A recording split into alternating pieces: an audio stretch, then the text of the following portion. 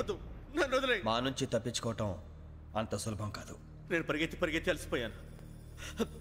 ఏం కావాలి? నీ ప్రాణం అక్కర్లేదు, నీ ఆస్తి అవసరం లేదు. ఏదో అవసరానికి 2000 అప్పుడైతే ఇలా చంపేపోతారని జీవాజీ. ఆయన అప్పు తీసుకున్న తప్పించుకుని తిరగాలి కానీ ఆపేసి మీకు అక్కడ పెట్టండి. కొత్త అప్పు ఇవ్వకూడదని. ఇదిగో వెంకీ, కావాలంటే నీకు ఇచ్చిన పాత బాకీ మర్చిపోతాను, నన్ను వదిలే. మీరు మమ్మల్ని వదలనా? మేము మిమ్మల్ని వదలలేమండి. మీ దగ్గర అప్పు తీసుకున్న నిజం మమ్మల్ని నీలా వెంటాడు. అందుకు నన్ను ఎంత ఆడుతున్నారా? నన్ను అంతగా నాయపసలేదు. ఉండి లేదంటే మొత్తం లేకుండా పోతారు. ఇప్పుడు మీకు ఇస్తే జరిగేది అదే.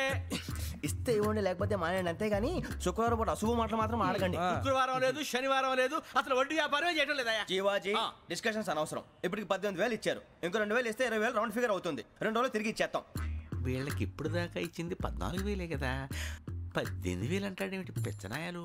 పడ్డాడు కక్కుర్తాడు. సంగతి వరకు తెలిసి అసలేనయ్యా, ఇదే నేను మీకు ఇచ్చే ఆఖరి అప్పు. మీరిచ్చిన ప్రతిసారి ఇలాగే అంటారు. ఉత్తిని వచ్చిందని తగలేయకుండా ఊరికే వచ్చింది ఏంటి? అబ్బాయి ఏం లేదండి, జాగ్రత్తగా ఉపయోగించి పైకి రావాలయ్యా. సరే, ఈ 2,000తో 20,000 సంపాదిస్తారు. అదే కూర్చొని ఆలోచిస్తాం. ఆ జీవగాడు ఎప్పటికైనా జీవితంలో పైకి రావాలంటాడు. రోజు ఇంత పైకి వస్తాం తెల్లడికి. రే, మనం దొరికిన వాళ్ళ దగ్గర అప్పు చేసి తాగెత్తనం. ఇలా ఎన్నాళ్ళు పిచ్చేవాళ్ళు ఉన్నన్నాళ్ళు తెలిసిన వాళ్ళందరూ అయిపోయారు, ఇంకెవరు మిగిలారా? అందుకే నేను ఎప్పుడు అంటూ ఉంటాను, సర్కిల్ బెంచ్ మని ఒక రెండో పెంచుకుందామన్నా ఎవడు కోఆపరేట్ చేయట్లేదా? మనం చూస్తేనే జంప్ అక్కడ. అరే వడ్డీ ఎంతైనా పర్వాలేదు, అప్పు ఏంట్రా అంటే ఒకరి ముందు రాడే. ముందుకు వస్తే వాళ్ళు వెనక్కి వెళ్తారని భయం. భయం భయం భయం, ఎక్కడ చూసినా భయం. ఎన్నాళ్ళు ఈ భయం? మనల్ని చూస్తే మనకే పరమ అసహాయం చేస్తుంది. మనకే కాదు, ఊళ్ళో వాళ్ళందరికీ కూడా అదే ఫీలింగ్. అందరూ డిగ్రీ 3 సంవత్సరాలు చదివి పాస్ అయితే మనం 6 సంవత్సరాలు చదివి పాస్ అయ్యాం. మరి ఉద్యోగం ఎవడి? ఉద్యోగాలు ఇవ్వక, అప్పులు ఇవ్వక, తాగేది ఎలాగా, బతికేది ఎలాగా? అరే మనం మాత్రం మనుషులం కాదా? మనకి కోరికలు ఉండవా? ఇప్పుడు మనం ఆలోచించాల్సింది అది కాదు, రేపటికి ఎవరిని చంపాలి. కాలనీలో ఎవరు సార్?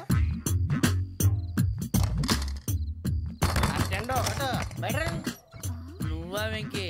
ఏంటి వెంకీ ఈ టైంలో వచ్చా? నీతో మాడే పని ఉంది, దా చెప్తా. ఏ బాగా నిద్రొస్తుందా? సరిగానే రే, నువ్వు మమ్మల్ని చూసే తలిపేసావా? మామూలుగానే వేసాను. మామూలుగా వేసేవాడివి. మేము రావడానికి 1 నిమిషం ముందో, మేము వెళ్ళాక 1 నిమిషం తర్వాత వేయాలి కానీ బిలాల్ రాజా, నాకు నిద్ర వచ్చి పడుకుందామని తలుపు వేసుకున్నాను. అయినా నా ఇంటి తలుపులు నేను అడిగేసుకోవాలంటే తప్పు చేసిన కాక ఇంకా గేర్ సమాధానం చెప్తావా? మీ ఇంట్లో పెళ్లిడికి వచ్చిన ఆడపిల్లలు ఎదురున్నారు. ఇదిగో అమ్మాయిలు, మీతో ఎప్పుడైనా యథాశాలు వేసానా? విన్నారా? అడుగు తలుపులు వేసావు. అనవసరంగా గొడవ ఎందుకు? ఇక్కడి నుంచి వెళ్ళండి. గొడవ? మీ ఇంటి మీద పడి ఎప్పుడైనా గొడవ చేశానా బిని గారు? లేదు బాబు. విన్నారా? చెప్పు, మమ్మల్ని చూసి తలుపులు ఎందుకు వేసుకున్నావు? అరే మాకు అప్పించిన వాళ్ళు కూడా మమ్మల్ని చూసి ఎప్పుడు తలుపులు వేసుకోలేదు. ఏం చేయాలి? మరి నువ్వు ఎందుకు వేసుకున్నావు? బాబు టప్ అయిపోయింది, బుద్ధి తక్కువ వేసాను చాలా. అంటే మా మోకాల మీద తలుపులు వేసామని ఒప్పేసుకుంటున్నావు? ఒప్పుకుంటున్నాను. సరే ఇప్పుడు చెప్పు, మా మొఖాల మీద తలుపులు వేసేంత తప్పు మేము ఏం చేసామరా? తప్పైపోయిందని అంటున్నారు కదా, వదిలేయండి బాబు. అదే తప్పు మేము చేసి మమ్మల్ని వదిలేయమంటే మీరు వదిలేస్తారా బినిగారు? తప్పని ఒప్పుకుంటున్నాడు కదా అయ్యా. ఇప్పుడు టైం 11 అయింది, వెళ్ళి పడుకోండి. 11 అయిందా? కొమ్ము ఉంచాడు కదా. నాకు సంబంధం ఏంటి? ఉంది, సంబంధం ఉంది. 11 గంటలకి నా క్లోజ్ ఫ్రెండ్ ఢిల్లీ వెళ్తున్నాడు. 5,000 అప్పిస్తానని ఎయిర్పోర్ట్ రమ్మని చెప్పాడు. నీ గొడవలో పడి ఆ సంగతే మర్చిపోయాను. ఇప్పుడు నాకు జరిగిన నష్టానికి భర్తీ ఎవరు చేస్తారు? మీరా మీరా మీరా? ఎవడు పడితే ఎందుకు చేస్తాడా భర్తీ? మళ్ళీ వాడి నువ్వు తప్పు ఎవడు చేసా వాడే చేస్తా. దానికి కారణం ఈ 10 మనిషే కదా. వాడే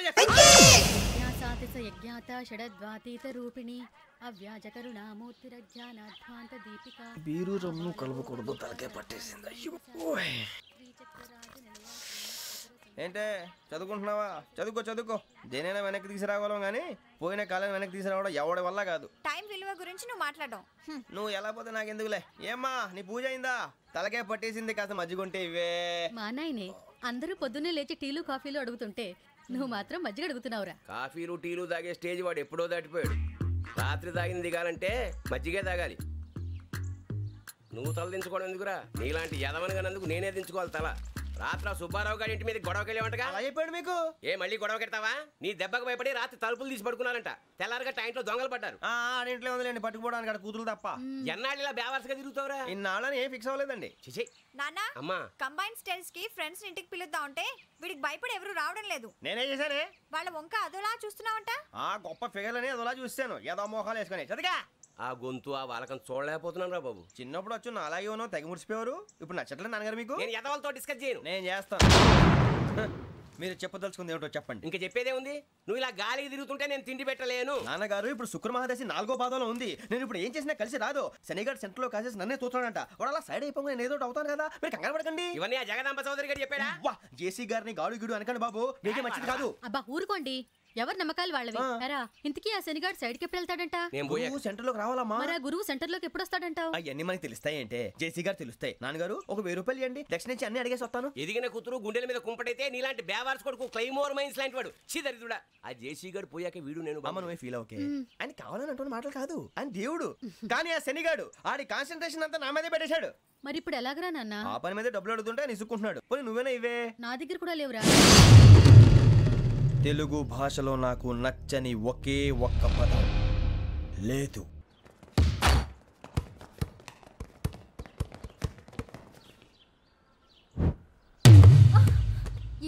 అరే సోరే బాల్ తీసుకురారా.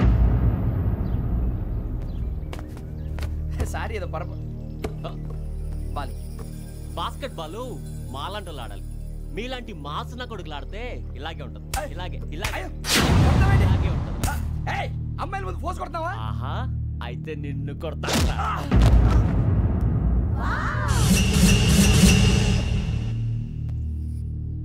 వాడు అమ్మాయిలు ఉన్నారని చూడరా ఎరా రెచ్చిపోతున్నాడు. బాస్కెట్ బాల్ మీ వాడి ఆట కానీ మీలాంటి మాసోళ్ళు ఆడే ఆట కాదు అంటున్నాడు రా. రే ఇంత ముందు 2-3 సార్లు కూడా ప్రతి విషయంలో జోక్యం చేసుకుని మన వాళ్ళు కొడుతున్నాడు రా. వాడిని ఏదో ఒకటి చేయాలరా, వాడిని వదలొద్దు.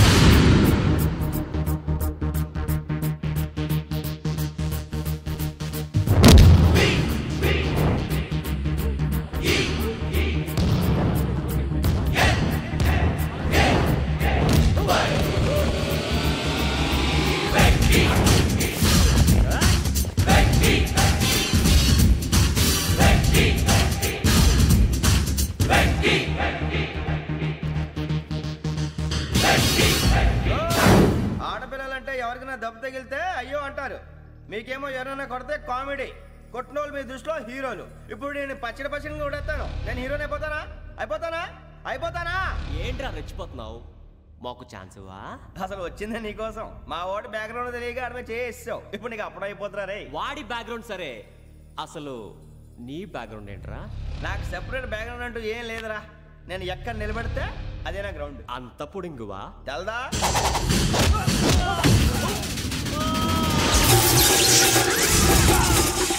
ఎవ్వా మన మామిడి కొట్టినప్పుడు వావ్ అన్నారు, ఇలాగే ఉంటుంది.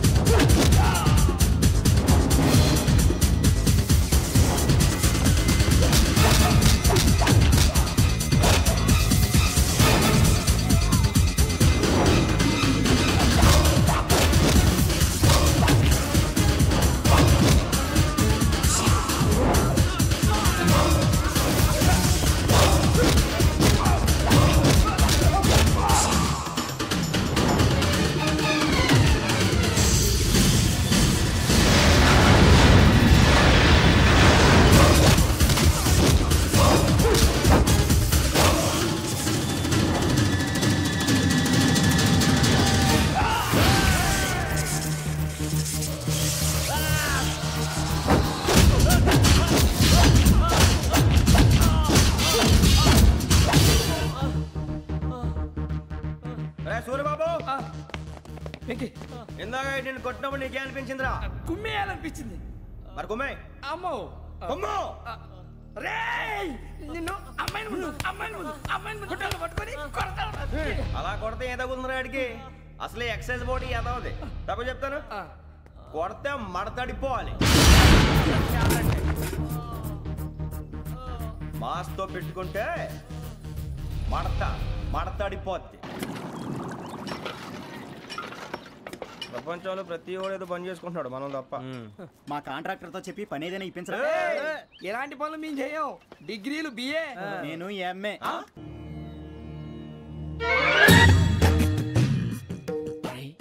కళ్ళు మూసుకునే ఉన్నాడు, కొంపదీసి నిద్రపోతున్నాడేంటి? ధ్యానం. కళ్ళు మూసుకొని ఎవరినో కాంటాక్ట్ చేస్తున్నారు. అవునా? అబ్బా రామ్ ప్రసాద్, నీకు నిజం చెప్పాలంటే బాధగా ఉంది, కానీ చెప్పక తప్పదు. ఎందుకంటే అది నిజం కాబట్టి. Correct sir, correct. ఏంటి సార్ అది? నీకు 40 ఏళ్ళు వచ్చే వరకు కష్టాలు తప్పవు. గురూజీ, అవి మామూలు కష్టాలు కావు, అష్ట కష్టాలనే చెప్పాలి.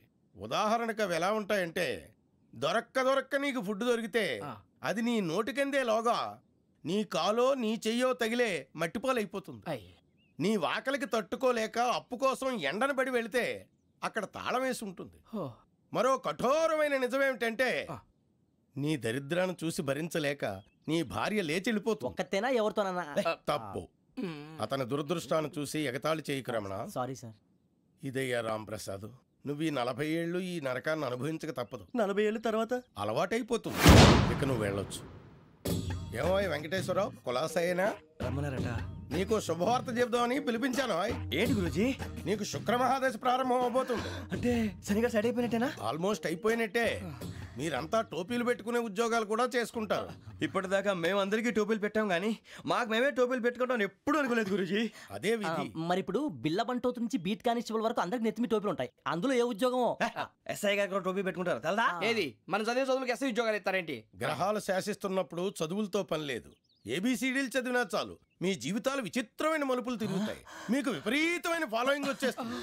మీరు చాలా ఫేమస్ అయిపోతారు. వింటానికి చాలా బాగుంది. ఇప్పుడు మమ్మల్ని ఏం చేయమంటారు గురూజీ? ఏమీ చెయ్యదు, వెయిట్ చేయండి. కాలం కలిసి వస్తే అదృష్టమే మిమ్మల్ని గేలం వేసి పట్టుకుంటుంది. అంతవరకు వెయిట్ చేయండి. వెయిట్ చేసి కొంచెం వెయిట్ కూడా పెరిగింది. అయినా పర్వాలేదు, వెయిట్ చేస్తాం. అందాక ఏ అప్పు సపోర్ట్ చేసుకుని తాగుతాం బ్రతుకుతాం అన్నట్టు. అప్పు అంటే గుర్తొచ్చింది. అప్పు మీద మీ అభిప్రాయం ఏంటి గురూజీ?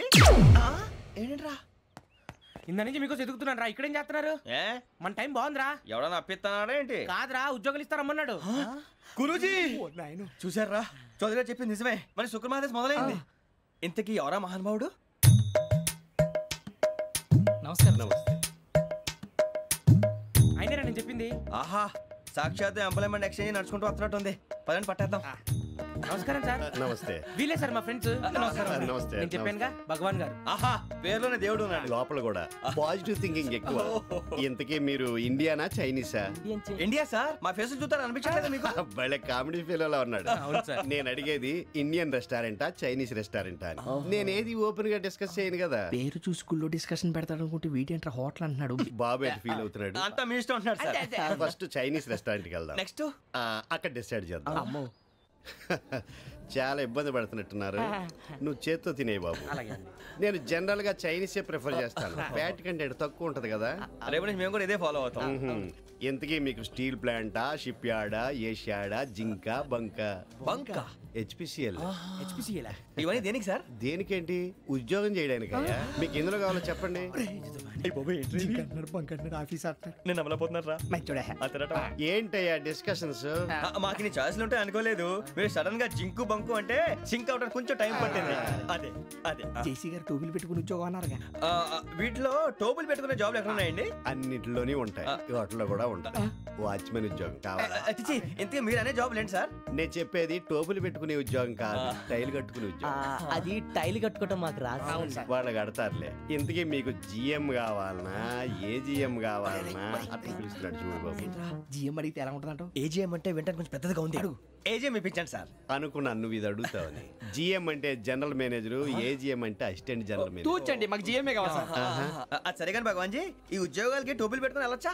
నీ ఇష్టం వచ్చినట్టు వెళ్ళొచ్చమ్మా. అయితే నాకు జింక్లో నాకు స్టీల్ ప్లేట్, నాకు బంకులో కానీ కన్ఫ్యూజ్ చేయగానే ఆయన్ని అందరికీ ఒక చోట ఇప్పించండి సార్. కలిసి పని చేసుకుంటాం.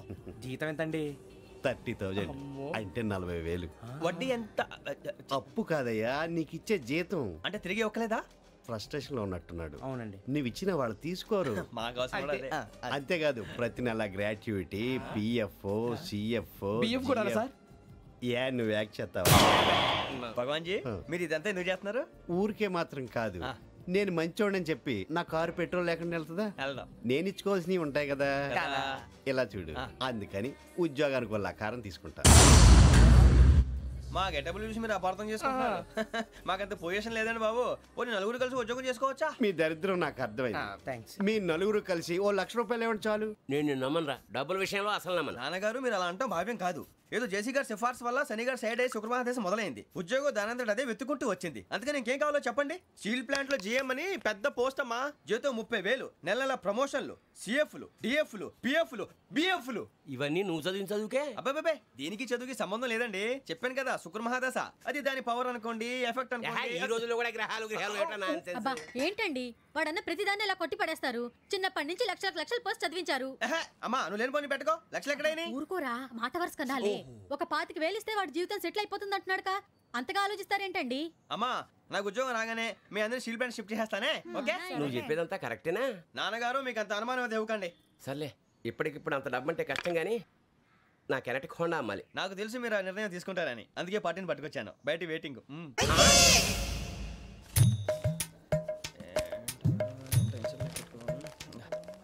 ఇవ్వండి. భగవాన్ జీ మీతో నాకు కుదరదండి, మీరు తేడా మనుషుల్లా ఉన్నారు. చూడటానికి అలా కనపడతాం కానీ తేడా మనుషులు కాదండి.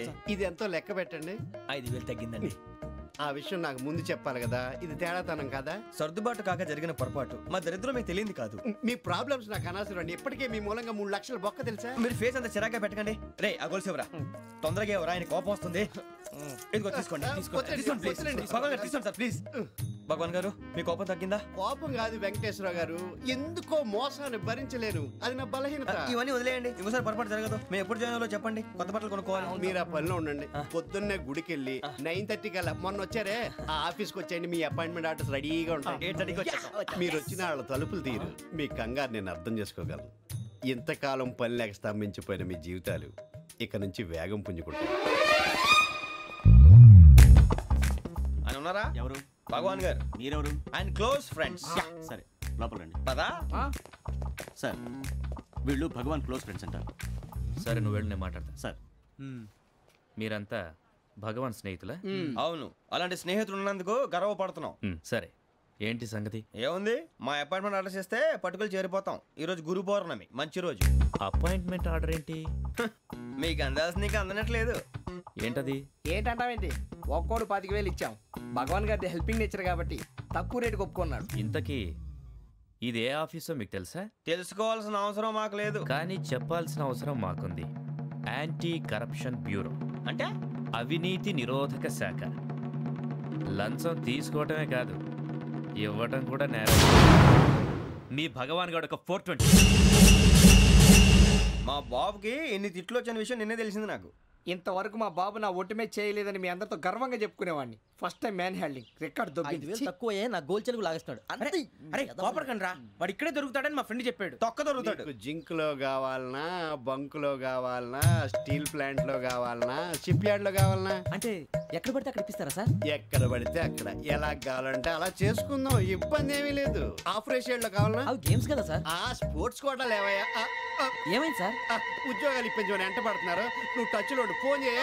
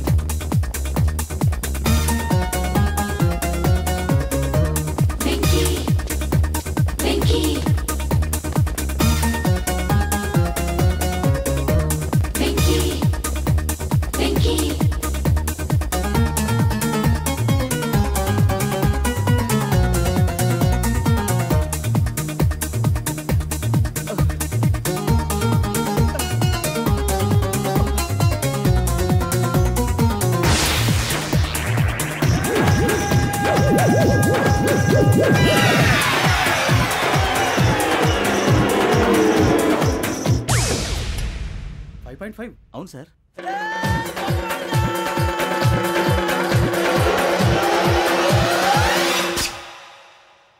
గ్రేట్.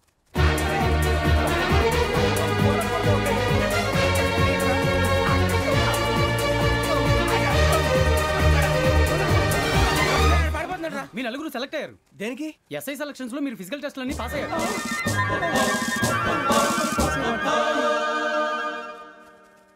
కానీ మేము అప్లై చేయలేదు సార్. అప్లై చేయలేదా? చేయి వదలకండి సార్, కాలు పట్టుకోవాల్సి వస్తుంది. రాగరాకు వచ్చిన అవకాశం. సరే, మీరంతా డిగ్రీలు పాస్ అయ్యారా? ఎప్పుడో. ఓకే, ఇప్పుడు అప్లై చేయండి. Thank you sir. నేను మేనేజ్ చేస్తాను. Thank you sir. మీరు రిటర్న్ టెస్ట్ ప్రిపేర్ అవ్వండి. అలాగే సార్. All the best. రేయ్, ఈ పరీక్షల్లో సమాధానాలని ఏబిసిడీలోనే ఉంటాయి. ప్రతి ప్రశ్నకి 4 ఏదో ఒకటి కరెక్ట్ ఆన్సర్. ఏది కరెక్టో మనకు తెలియదు కదరా. నీకు ఏబిసిడీలు తెలుసు కదా? తెలుసు. అయితే కళ్ళు మూసుకుని 4 ఏదో ఒకటి రాసుకుంటూ పోతాం. మన అదృష్టం బాగుండి అవి కరెక్ట్ అయితే పాస్ అయిపోతాం. ఎస్ఎల్ కూడా అయిపోతాం. వారిని ఏబిసిడీలు వస్తే అసైల్ అయిపోతాం అని తెలిస్తే నాన్న కష్టాలు పడి డిగ్రీలు చేసేవాళ్ళం కాదు కదరా. రెడీ, స్టార్ట్ చేద్దాం. నీ ఇష్టదేమో ఆంజనేయ స్వామి. వేసుకో. నీ ఇష్ట పొలిటీషియన్ వాజ్పేయి. ఏబిసిడీలో రావాలి. నేషనల్ లెవెల్లో కాదు, స్టేట్ లెవెల్లో 7. స్టేట్ అయితే చంద్రబాబు నాయుడు. సిఎస్కో. నీకు ఇష్టం క్రికెటర్ ఎవర్రా? Mister dependable. ఆడేవడరా? ఓ నీ క్రికెట్ లో విజ్ఞాన ప్రదర్శనలో ద్రావిడు. డిఎస్కో. వేసావా? నీకు ఇష్టమైన నటుడు? బాలకృష్ణ. సమర్ సుమారెడ్డిలో డీటెయిల్స్ వద్దు, బిఎస్కో. అయిపోయిందిరా. అందరూ దీన్నే ఫాలో అవ్వాలి. రాత్రికి ఏబిసిడీలు బాగా బట్టి పట్టండి. అందరూ ఏవే ఆన్సర్లు రాయాలి. మునిగితే అందరూ కలిసి మునుగుదాం. అయినా గురువారం పాటు గురుమేట్ల మీద కూర్చొని రాసింది ఖచ్చితంగా జరుగుతుందని జేసీ గారు చెప్పారు.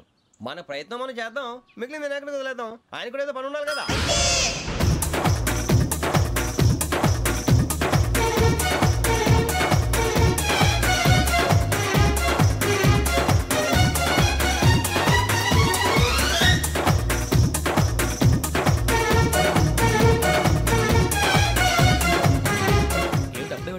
మేము దేవుడిని నమ్ముకున్నాం, అందుకే ఫాస్ట్. వాళ్ళని నమ్ముకున్నారు, అందుకే లేట్. అర్థం కాలే. మా కాన్సెప్ట్ నీకు అర్థమైతే గుండాకి సత్తావు. వస్తా.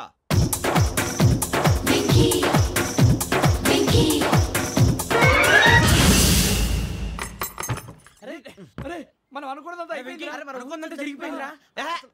పొద్దున చిరా తెప్పించకండి. ఎవరు పోయారు? నీ దరిద్రం పోయింది. నువ్వు ఎస్ఐ ట్రైనింగ్ కి సెలెక్ట్ అయ్యావు. అన్న తండ్రి నేనే నమ్మలేదు, వాళ్ళు నమ్మారు. నాన్న నోరు తెరవరా. వాడు ఇంకా మొహం కడుక్కోలేదమ్మా. వాడికి ఏం కొత్త కదమ్మా, నువ్వు పెట్టవే. అమ్మా, చాలా సంతోషంగా ఉంది. ఈ సంతోషాన్ని వెంటనే చౌదరి గారితో పంచుకోవాలి. రేయ్, ఎవడన్నా సంతోషాన్ని కన్నవాళ్లతోటో కట్టుకున్న దాంతోనో పంచుకుంటాడు. నువ్వు మాట్లాడితే దరిద్రుడు జేసీ గారితో. నాన్నగారు, మీకు 1,00,000 సార్లు చెప్పానే అనొద్దని. నేను ఈ రోజు పొజిషన్కి వచ్చానంటే ఆయనే కారణం. జగదాంబ చౌదరి గారు అంటే దైవాంశ సంభూతుడు. అయితే వెళ్ళి అదే వెళ్ళి ఆయన కాళ్ళమివ్వడు. మీరు మామూలు మనుషులు కాదు స్వామి. టోపీలు పెట్టుకుని ఉద్యోగాలు వస్తాయన్నారు, అలాగే జరిగింది. ఏబిసిడీలు వస్తే చాలన్నారు, చివరికి వాటిలతోనే ఉద్యోగాలు తెచ్చుకున్నాం. ఇందులో నాదేముంది? మీ గ్రహాల మూమెంట్ అలా ఉంది. అలా అనకండి, ఆ గ్రహాలు అలా మూవ్ అయ్యేలా చేసింది మీరే. వెంకీ, ఈ ప్రయాణంలో నీకు ఇంకో ప్రయోజనం కూడా ఉందయ్యా. వీళ్ళందరూ ట్రైన్ యాక్సిడెంట్ లో పోతారా స్వామి?